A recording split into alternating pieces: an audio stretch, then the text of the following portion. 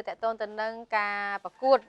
រត់ប្រណាំងចាអបអសាទរនៅព្រះពិធីចម្រើនប្រជជនសម្ដេចព្រះមហាក្សត្រីព្រះវរៈរាជមាតានរោត្តមមុនិនាថសីហនុដើម្បីធ្វើការគៀងគរថវិកាមនុស្សធម៌ជួយដល់មន្ទីរពេទ្យគុណធបុប្ផាចាហើយការរត់ប្រណាំងនេះគឺមានចម្ងាយ3គីឡូម៉ែត្រហើយរៀបចំចាឡើងដោយវិទ្យាស្ថានអន្តរជាតិអាមេរិករៀបធ្វើឡើងនៅក្រុងតាខ្មៅកាលពីថ្ងៃ14មានអ្នកចូលរួម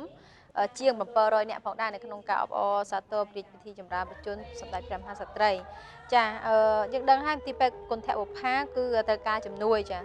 ដោយដែលមន្ទីរពេទ្យនេះគឺត្រូវការចំណាយរាប់ម៉ឺនដុល្លារនៅក្នុងមួយថ្ងៃដើម្បីជួយទៅដល់កុមារកម្ពុជាចាំបើលោកតាមលោកកៅឡង់ឌីអនុប្រធានវិទ្យាស្ថាននិងសាលារៀនទទួលបន្ទុកតកតងទៅនឹងការរត់ប្រណាំងនេះគឺដើម្បីចូលរួមលើកកម្ពស់ការធ្វើលំហាត់ប្រាណដើម្បីឲ្យកាយសម្បទារឹងមាំសុខភាពល្អមិត្តភាពនិងភាពត្រភាពហើយក៏ដើម្បីប្រមូលនៅថវិកាសប្បុរសធម៌ជួយទៅដល់កុមារនៅគុណធបុប្ផាផងដែរចាពីកម្មវិធីសូមពេលវេលាសម្រាប់បន្តិចសិនចា